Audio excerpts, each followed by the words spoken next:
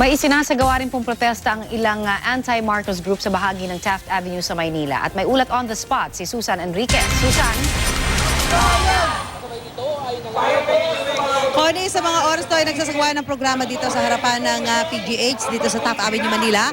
Ito mga grupong tutol dito sa paglilibing nito si dating Pangulong Marcos at ito ay nagsimula kaninang mga alas 12 ng tanghali at makikita mo ngayon sa aking likuran itong ginagawa nilang programa, yung pagpapahayag ng kanilang pagkadismayan at pagkabigla dahil nga sa ginawang paglilibing ngayong araw na ito dito sa labi nito si yumaong dating Pangulong Marcos dito sa libingan ng mga bayani. Sinasabi nito mga grupong ito na isinadya daw ilihim upang maiwasan ang mga pagkilos na ikakasa ng mga grupong tutol dito nga sa paglilibing. Pero sa kabila niyan, bagamat nailibing na nga ay hindi raw sila titigil sa kanilang mga gagawing programa. Sa katunayan, pagkatapos ng ginagawa nilang programa dito sa harapan ng PGH, dito nga sa Taft Avenue, Manila, ay magtutuloy sila dito sa may bahagi ng UP Diliman at magkakaroon pa rin sila ng mga programa hanggang mamayang hapon. Bagamat ngayong araw na ito ay nagkaroon na rin ng mga simultaneous protest o mga pagkilos ng mga tutol sa paglilibing dito si dating Pangulong Marcos. Bukod dito sa mga estudyante at mga leader at mga miyembro ng iba't ibang mga militanteng grupo, ay nandito rin yung ilan sa mga biktima nitong mga paglabag sa karapatang pantao at pang-torture ng panahon ng Rehimeng Marcos, at sila yung nagbibigay din dito ng mga pamamahayag at pagbibigay ng kanilang mga testimonya sa umano'y mga nadanas nila noong panahon ng panunungkulan ditong si yumaong dating Pangulong Marcos.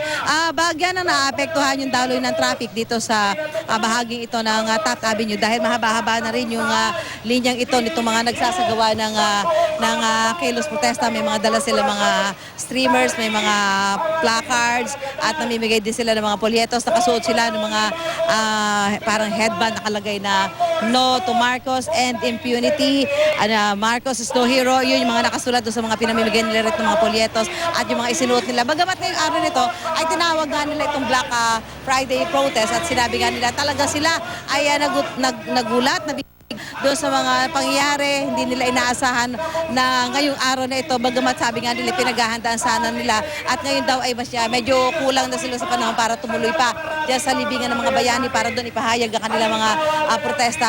Pero sa kabila niyan, tutuloy sila dito sa may bahagi ng Quezon City, dyan sa may UP Diliman, para magsagawa ng mga programa para iparating sa gobyerno, sa pamilya Marcos, yung kanilang pagtutol sa ginawang paglilibing ngayong araw na ito at hindi raw dito matatapos ang kanilang gagawing pagkilos bagamat naihimlay na ang labi ng yumaong dating Pangulong Marcos dyan sa libingan ng mga bayani. So pagkatapos ito ay magmamarcha sila. Ito meron sila susunugin dito isang parang effigy, may malaking larawan itong si yumaong dating Pangulong Marcos. Bahagi ito no, parang highlight ng kanilang programa at ito nga ay habang nagpapatuloy naman yung pagbibigay ng mahayag ng iba't ibang leader at mga nakaranas, nagkaroon ng mga karanasan ng pagmamalupit at pagto-torture nung panahon nitong si yumaong dating Pangulo Marcos. Pagkatapos nito ay tutuloy na sila doon nga sa may bahagi ng Quezon City.